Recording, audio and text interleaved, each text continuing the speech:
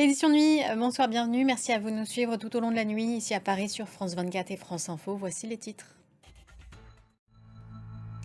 À la une de ce journal, les opérations humanitaires à Gaza. L'émissaire américain Steve Witkoff s'est rendu sur un site de la Fondation humanitaire de Gaza à Rafah, promettant d'augmenter la distribution de nourriture.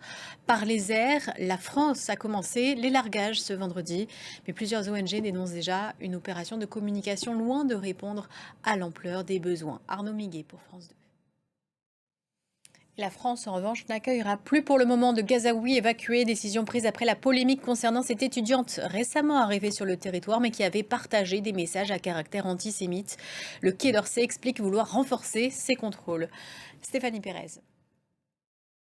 L'autre actualité du jour concerne la Russie puisque Donald Trump a répondu à une menace de Moscou par la menace en annonçant le déploiement de 2 sous-marins nucléaires. Les propos qui ont provoqué la colère du président américain sont signés Dmitri Medvedev.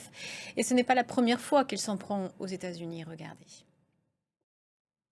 Et ce qui provoque la colère de Donald Trump, ce sont aussi les multiples attaques russes en Ukraine, attaques de drones, mais aussi progression sur le terrain.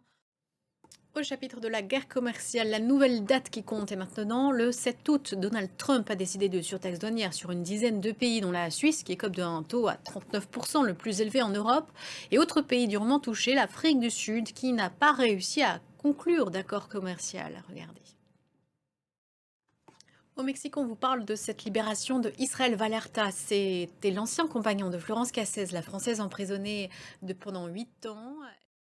Et on termine ce journal avec du sport, le Tour de France féminin. Et c'est un doublé pour la Française Maëva Skiban. Et prochain journal dans 15 minutes.